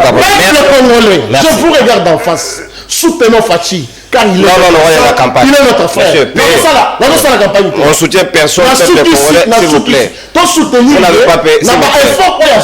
S'il vous plaît. On a qui n'a peuple congolais, ne soutenez personne qui n'a pas encore payé ici. À CM13, qui passe son message pour soutenir quelqu'un. Ne soutenez personne. S'il vous plaît, l'Union sacrée a les moyens de la campagne. Vous ne soutenez pas quelqu'un que moi je ne vous ai pas autorisé. Payez la facture et puis vous allez soutenir. Oui, c'est ça la communication commerciale. Mon amour Mustafa. Malobeda Ramborayo, si quand on a moke na souka peuple congolais, bon recharger crédit. C'est ça maintenant la recommandation officielle. Bon recharger crédit, tout à l'heure juste après intervention de Mustafa. 9 minutes na yo mwanamboka bokozwa sous conclusion parce que vous avez débordé largement na batan d'antenne na bino. Est-ce que lelo oyo ma président na biso bazali awa, est-ce que bazali ko miser to na yo quitter na programme mutu moko ozo bele biso clairement place au yauti à FRDC, comment il va faire pour aussi ça ba discours et à faiblesse genre infiltration ainsi de suite, alors biso mo toza incapable ya espionner même nos propres militaires. Est-ce que c'est possible? Comment on ne rêve pas dans un état normal d'offrir la paix, la sécurité na ba Congomano ya est ba ko le tango yisomba lombala? Matondo mingi de konono parce que ba Congomani mingi bazali ba candidat wana bazana bango na makanisa otambusa mboka te. Bazana bango na makanisa ko faire développer mboka te. C'est pourquoi il parle des choses ba retenir contre la bloc belité. On ne parle pas développement sans sécurité. Lorsque ba couper sa biso makambo ba couper bango biso plan na bango sur la sécurité alors que le pays est en guerre, ça c'est un problème très sérieux. Moni biso tant na yakana etando mako liboso na barete toye na kobimisa candidat ya sika na kombo ya mwana mboka Denis Mukwege bato basera que tu rêves moneke lelo est comme réalité Mukwege est candidat. C'est que mon combat s'arrête là. Combat na ngeza qui na perle rare na site. Je prends un autre combat maintenant. Je vais ramener Pascal Nyembo au Congo. Je vais ramener cet homme. L'homme de mission impossible. Mettez le président des opprimés. Il est congolais, monsieur. C'est ça, maintenant, c'est un combat. Le combat de qui n'a pas de candidat au Bengana Félix Nalomba. J'ai fini. Yami Balé n'a pas de combat na Congo. Alors, on évolue. Ndekonangai Kaniki. Présent. Tangolobi Makambo Matali. Armée na biso to banda ko benga batu banda kala oui ozali na raison. Mais pourquoi ça qu'on reconnaître que armée na biso pe bunda bitumba libanda est gagnant. Notre armée bunda na Birmanie. Notre armée bunda na et puis na ko bana muta amema combat na biso na Tchad. Muta force zaïroise à l'époque muta kinda ko bunda ko c'est un capitaine. Est-ce que le loro qui la capitaine moko faire DC? Voilà. Ah, voilà. Niembo. Arozo ngani kisasa. Oui, Arozo. Non, Bino. Règlement de compte. Votre gouvernement, votre politique à règlement de compte, on dit qu'on va mettre fin à ça. On va mener toutes les actions possibles. Cet homme doit regagner son pays. Rentrer, mon frère. Président des opprimés. Tous les opprimés réclament son retour. Yo yebite ke armée na biso bunda ba bitumba. Ya libanda pe to longa. Ce qui peut être comme la situation que non mobuto comme la situation mo ka passe sengi ete ba ya pe ko sunganie. Wapi kama. Mais bino banda bo koma pa sa bino la kolela. Bino bolela kaka. Bolela kaka. Bino basaka bino kama bino bosaka mabete. Bino ba yiba ka bino kaka. Et puis bokenda kokaba on a ronda te suka wapi ndeko nanga Josso, le malheur du Congo c'est la Kabylie et non union sacrée. Ma bosani ke na kata union sacrée wana tout moto sakina Kabila a se transformer la union sacrée aza moto malamu oyo ni azana simani na yo wana soki bobenga boyokani ne malamu te c'est parce que akota kina kata lingoma na binote so akota ki union sacrée ndazali place abozana epembe bango moko baza ba kabiliste Adel Kaina. Ouais. Jantini Ngobi. Non, nakobana bango tout. On mona nzela. Boute FDC Kabila. FDC parti créé par Kabila. AFDEL, FDC. Parti à Kabila. Oh, c'est quoi les liens, papa?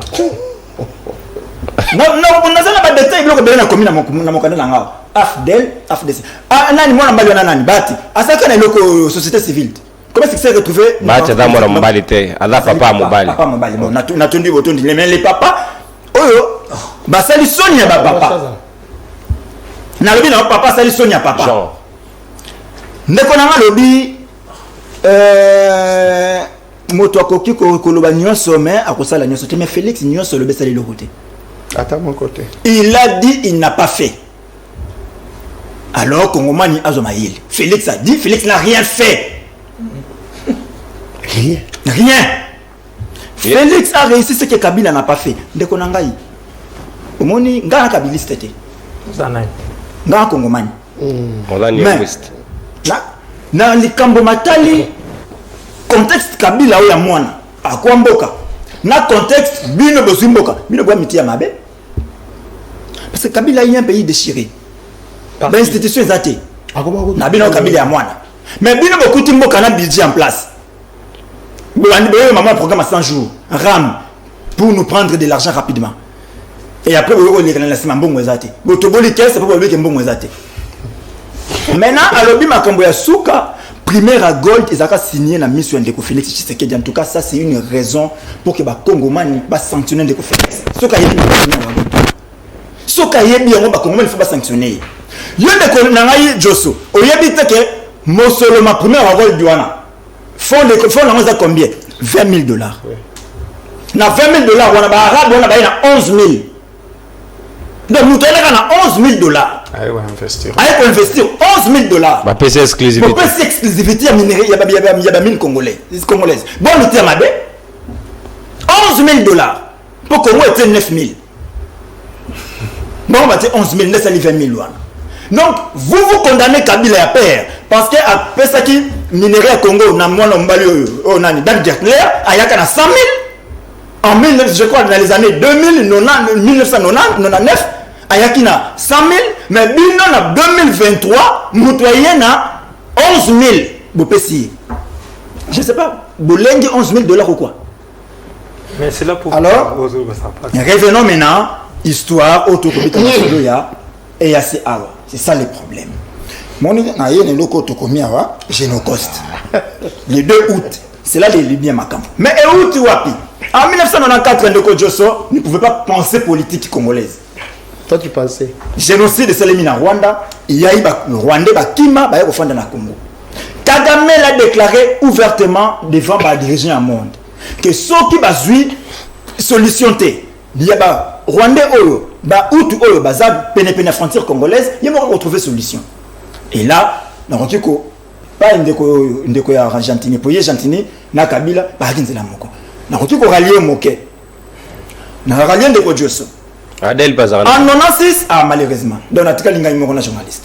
En 96, Rwanda a armé Laurent Désiré Kabila, l'Émirat, Basali Makambasala, Tohibi la suite, c'est bien comme on a dit ça en 97. Rwanda. J'ai dit bien le Rwanda a armé Laurent Désiré Kabila. Et Joseph Kabila. Nabi Laurent Désiré Kabila. Bah y a pas commune à Kisasa.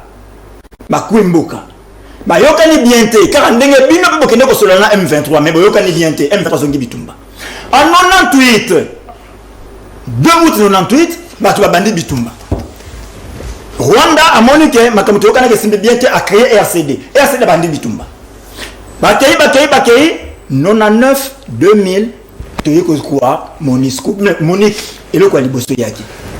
Monique moi qui m'y côté avec Kofi Annan.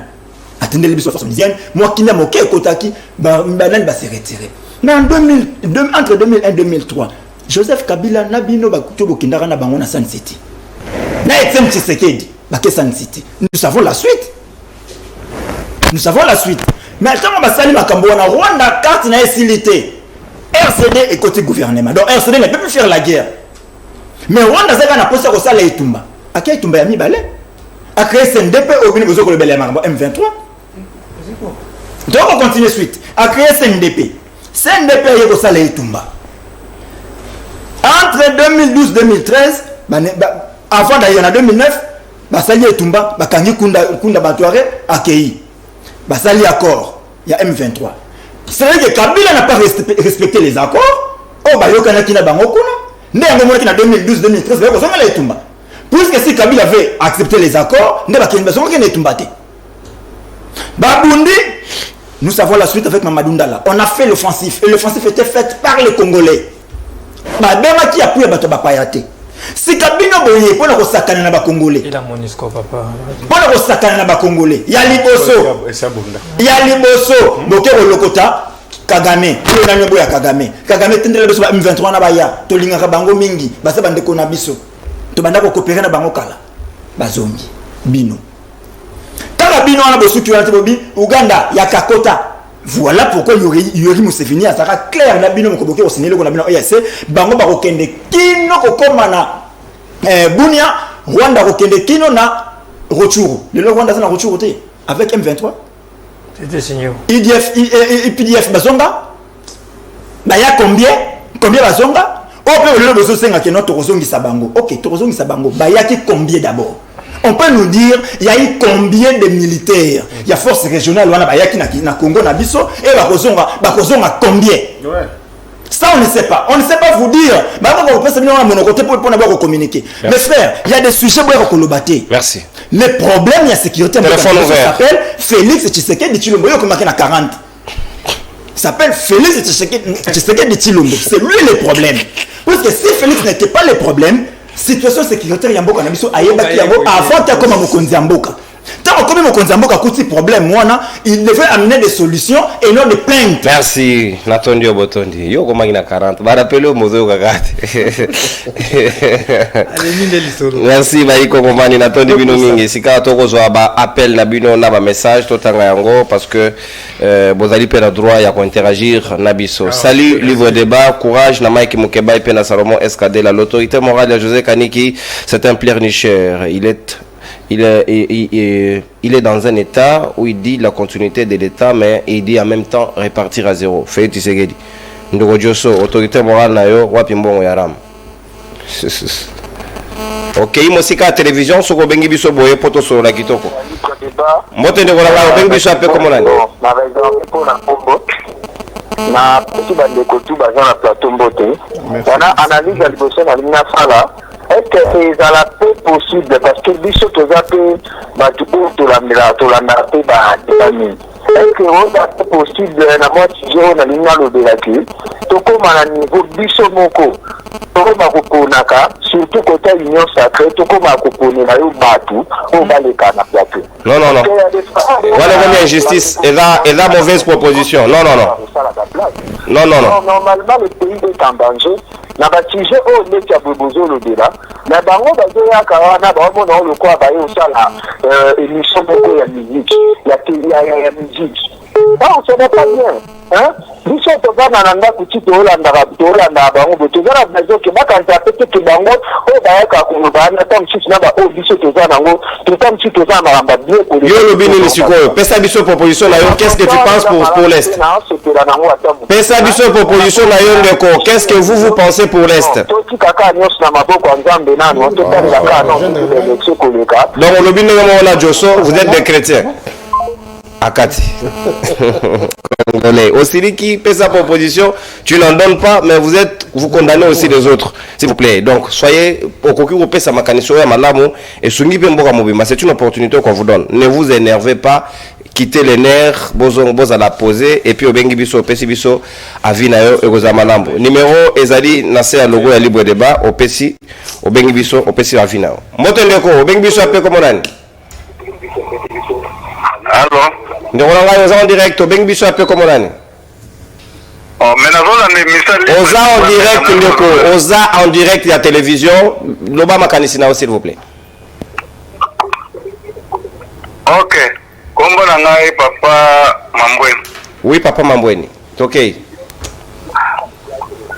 Évitez la télévision, s'il vous plaît, papa Mambweni. Tiens, téléphone, la litoi. Koyoka la télévision, tiens, on a retard, s'il vous plaît. Oh là là, il est parti. Soko bengi biso, koyoka kaiko na télévision te. Ne doutez pas du moment où tu yambio déjà to changer bongo. C'est le cas où baninga ba benga na pourquoi. L'émission n'est jamais le soir. Na pourquoi et les kakate, c'est une rediffusion ba 17h30 même 23h. Ngongo onde na tongo et émission na bino et les kaka 9h40 selon la nouvelle grille de programme auto tu commandé très bientôt d'ailleurs. Salut Libre Débat, juste pour vous rappeler que à l'est du pays, les soldats touchent la prime de combat 32 000 francs malgré les francs congolais. Oui. Nous ne pas bien un des militaires. Il y a un lobby que le service est vérifier ni pas militaire en termes de primes. C'est pas correct le logo. C'est de l'injustice, ça frise. Oui, bonjour les journalistes. Depuis Wangafula, comment on a regardé Kalubi? Ok, nalingi na conseiller bandeko mibali oyo baza na mopanzi na yo ya gauche na loboko na yo ya gauche. Ouais. En tout cas bandeko il faut bayeba ke toza na état de guerre bien sûr mboka eza bien te. Télévision na yo kiti sa volume nango s'il vous plaît ndeko na ngai.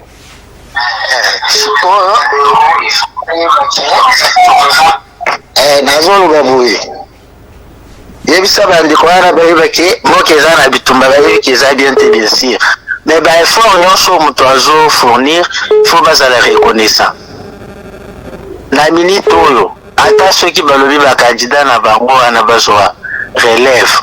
Est-ce que bakosilisa bitumba na bayebi bien ke biso toza combattu par M23 ndenge bazoyeba wana te, toza combattu par Rwanda soutenu par ba-occidentaux. Bazala mitema malamu batika kointoxike bakongolais, eza bitumba munene oyo ezobundisa biso, eza ya M23 yango moko te, donc eza facile mpona kosilisa yango. Oyo bazoloba wana eza kaka binoba loba, il faut tosangana. Merci Ndeko, merci. Avina Yokani, merci Ndeko. Ouais, il y a un autre Congolais qui nous appelle aussi des États-Unis. Il y a certains bouquins bouquins chaîne africaine. Les amis des frères des États-Unis commencent aussi à entrer dans des appels. Namoni mo kwanza yoko. Okoki ko insister Ndeko parce qu'on est en direct. Toko kamatayo bundana na baningo ya kati ya bazona kobenga. Mbote Ndeko, bengi biso ape komo nani? Non, na komo na RT na bengi na commune Limete. Depuis l'Imete Ndeko Hervé, makanisi nao. Oh là là, Ndeko Hervé accueilli.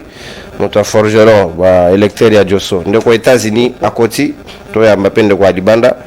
Mboto Ndeko na biso, obengi biso na état nini pe na ville nini précisément.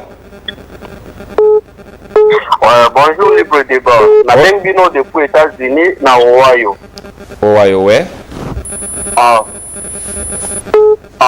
Bon, lelo na lia luba mwa biloko oyo ya ozo lekana ese nyoso iza Félix Ntu amemeli biso parce que azolinga ko considérer armée congolaise te.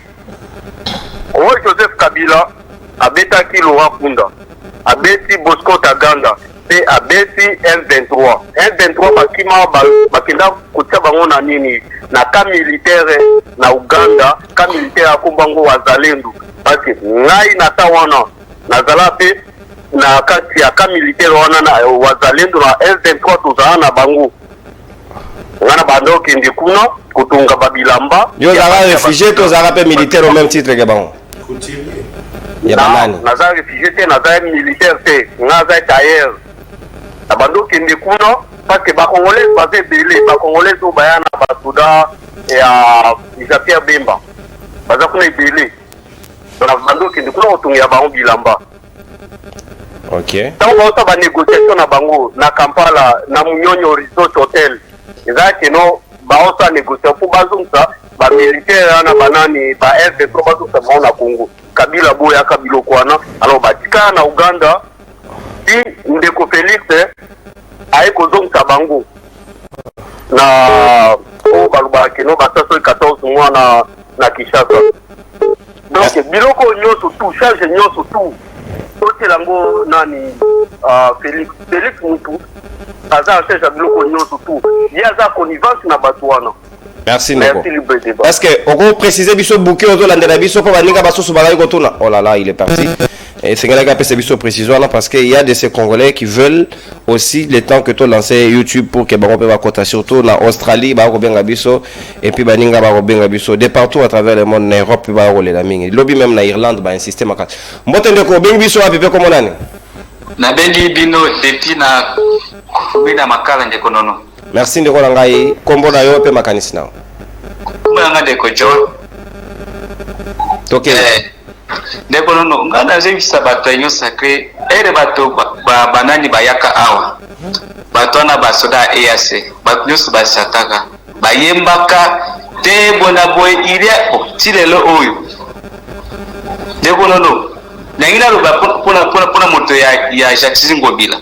Na bita seki lobi na benga tio na bisekete les 30 zando ekosalema bakokata diva zando po basi na biso bakuma koteka na bazani suka kanga. Merci Ndeko. Mais vous avez donné une date pour le mois de novembre, vous allez inaugurer. Quand on vous rappelle les délais, il y a comme un problème, papa. C'est ça aussi, la gestion. Salut, monsieur Nonon. Je vous salue, je vous écris depuis excusez-moi, depuis Pompage. C'est ce qui est mal, et ça que biso ba congolais, to éviter ce qui ba ebisi biso maela, ba ebisi biso ba si biso maele, c'est sûr pas ce qu'il voulait dire. Et tonini vraiment lokola bango ba yakate to funda ba Tofunda, non, Bazo Baté, s'il vous plaît. Et il y a quand même des discours un peu responsables et surtout lisibilité, ça la madame pour nous faciliter le sautage. Moi, tu es d'accord, ben, un peu comme on a. Ah bon, excusez-moi, je dis que c'est nan, mais pour Hervé, n'a pas communiqué. Oui, nous Hervé, ok, d'accord, ok. Ah bon, en fait, Naï n'a pas contre cette volonté, mais notre président force avoir responsabilité, mais Adam Moubali. Et ça c'est que non, ceux qui les qu'on a le but non, a dit au coup de Bitumba, na Bitumba n'est pas délaissé. Mais ce qu'il faut à l'ukatis, il y a un mot où il faut ça là qui nous aide une personne à la guerre. Et ça c'est que à qui n'a pas là quand il a banni à côté là pouvoir aller là à Kakapuna Bitumba, Adam Moubali. Si vous comprenez que nous avons un habitation agressé du sous, on va battre maintenant 1,23. Mais là, on va affronter, tu vas gagner. Pour que vous donner une espoir. Même à l'élection, on va battre que l'élection. Donc, tu veux dire que ça ne se passe pas, tu veux dire que ça ne se passe pas chaque jour, on va fatiguer dans la radio. Donc, à ta président, on est en côté. Mais il y a qu'il faut un mécanisme, nous avons que si ça guerre, celui qui est notre premier compte, tout le monde va mourir. On va côté de la guichet, ça, c'est tout ce que la deuxième, mais là, donc, comme ça, va sauter. Merci de Wanabiso depuis Limité. Baï Kongomani, tout ce qu'il y a 3 appels parce que samedi, il y a marge à 10 appels, 3 appels pour que tu boucles déjà 7. Et puis, tu ici en toute quiétude, surtout Bino Kongomani. C'est le moment d'être le plus exigeant dans le candidat au Bazoya Liboso Nabino. Bon, salama c'est qui autour, il y a Polote. Bon, salama c'est qui autour, il y a Biloko, il y a Kopesate. Ce n'est pas un troc, ce n'est pas un échange de quoi que ce soit. C'est un moment, un rendez-vous d'idées. Un moment, il y a Cognosti. Mon toit y a été parce qu'il vous donne l'argent. Bon, tout n'a clairement qu'est-ce qu'il pense. Proposition, comment on fait la logistique? Est-ce qu'il sait comment on rédige une loi? Est-ce qu'il a déjà un cabinet? Comment il l'envisage? Mon toit a la politique et vous lui donnez cette opportunité. S'il vous plaît. Arrêtez d'être des personnes des gens pour pendant la campagne. Moi, comment on a ah, ok, na zone mbo papa mambweni. Bon. Papa mambweni lo ba mwana ki to ganengo. Makanisi nange zali boye. Pourquoi bande ko yali de pesto président Fati na to badu o bazana nani. Balobela kaka mabe ya Kabila. Parce que Kabila tango zalaki na pouvoir. Abana ko lobela te mabe ya Mobutu. Et non, on se que la sali bote Mobutu, mtasali boye. Nous sommes sali bote Mobutu, mtazoni sali boye. Non. Autant Mobutu Olobaki, après vous allez la délige. Voilà. Après moi, c'est le délige. Est-ce que Malobana peut passer un examen de conscience là? Passer un examen de conscience. Non, celui du Kabila, le baron de Félix à Salé Loté. Fallait pas zonger la Kamaloba. Fallait pas que Kabila a zongé, mais Kabila a zongé la Mobutu. A zongé ça là, n'a pas propre effort naïe. C'est quoi le Félix a commis Kabila? C'est quoi bilan va couper sa biso et quoi ils allaient comment on a Kabila ou bien bilan va couper sa biso il y a mes salaires au Bango Batali. Ce n'est pas ça. Merci, s'il vous plaît. Merci Ndeko. Merci Papa Mambweni. Merci Papa Mambweni. Natondi Botondi. On consomme ta d'antenne malheureusement au KIP donc permettre un peu Baninga Basusu Bape Sabafina parce que tout ce qu'elle a des appels. Bonjour libre débat. Ezangaï Ruth s'il vous plaît. Ruth Moula. Na commune il y a s'il vous plaît ils ont dérangé m'appelle Ndeko. Échange d'Abinon. Na commune il y a Kingas. Kingas n'est pas communauté, c'est dans Kimbanseke. C'est un quartier. S'il vous plaît, monsieur pédagogique. Na commune il y a Kimbanseke pour na toza na posa ya Fachite. Oh. Aibi ko sala musalate. Quand vous voyagez chaque fois. Oh. C'est ce qu'il a écrit. Ça n'a pas de sens. Oh, c'est son avis. Mais il est personnel, c'est privé. Ah bah biso. Malheureusement public. Peut-être dans ma maman famille. Moi t'en ben biso un peu comme là. Oh ndeko. Okati susu. J'habite Kinshasa. Ah yemo on a dans la confusion le bi comme na Yingasa. Est-ce que dans Yingasa non, voilà lapsus. Lapsus nini écrit. Lapsus lingua, lapsus nini. Ouais, latiniste. Voilà, donc comme pratiquement dans le tout dernier appel, bonus pour la Ndeko à Rokota. Et puis aussi ici en toute question. Donc moi Brazzaville a dit qu'on insistait mais fort malheureusement. On a habité ça soit donc Matissa crédit, qu'on a jeune peu madame mi salate, ba jeune baronos ba comme Rokota armé et ça ce n'est pas trop bien. Ce n'est pas trop bien Papa Sassou. Vous avez été longtemps dirigé des mains de fer. Nous devons vous rappeler qu'à un certain moment vous devez démocratiser. Na katit appel parce que j'ai un message à passer au président Sassou. Démocratisez, s'il vous plaît. Démocratisez. Denis Christel, les Brazzavillois, vous n'avez pas intérêt à choisir l'enfant de Sassou, ce qui papa Sassou Azar Sosout. Évitez la dynastie, évitez le royaume, ce n'est pas bon. Vous allez tourner encore longtemps. Koki attaque au s'exprimer. Félix. Est-ce que vous pouvez dire ça à Sassou? Vivant. Évitez ça, de faire des Manitou, ce n'est pas trop bien. Libérer les gens doivent s'exprimer, les gens doivent parler, ce n'est pas trop bien. Coucou, papa Sassou, c'est une demande polie. Il y a démocratie. On appelle la banda kuna okoto ofana na okime ya pas de problème. Donc kingakati zaka kabila te Sassou aussi anaisi. Au revoir. Et non, s'il vous plaît, voilà, merci beaucoup technique na ndenge rappeler ngai, c'est très important. Kulutu ngai John Mpwania a ko fêter anniversaire na Milulu na Mbotama ela Mukulutu, donc voilà, le grand frère propre de la famille John Mpwana na pesio limemia mukakuswa pona anniversaire na yo parce que ezali mokolo na yo ya Mbotama. Profitez bien de votre jour, plein de bonnes choses à vous. Nzamba bakisa ebele parce que ozali un grand très bien. Malgré aux acabilistes, il n'y a pas de souci, mais tu es de la famille. Moi, je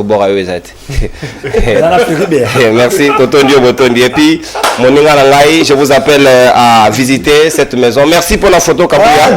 S'il vous plaît, émission Célité. S'il vous plaît. Je suis en direct. S'il vous plaît, Béa. S'il vous plaît. Là, on s'est vivement, surtout, on va vivre la lingua là, il y a une maison. La photo, ça ne concerne plus la photo d'anniversaire. John Mpwana, kabiliste, il n'y a pas de problème. Si Rodrigue Moula, ML Service. Na Nolweya Kalembelembe, adresse naye Ezali Avenue Kalembelembe numéro 194. Bokende Bobeta Tour na lingua, la référence hôpital ya Kalembelembe. Allez manger les poissons frais autour de ces messieurs là, il offre un très bon service. Ngamo Penazali Moko Yamolei ya ba service naye, il fait du très bon boulot. Faites un tour autour ya adresse wana et pas ya ML Service. Vous allez vous en procurer et puis vous allez manger sans remords. Au revoir. À la prochaine. Bye bye. Saluez-vous. C'est ça que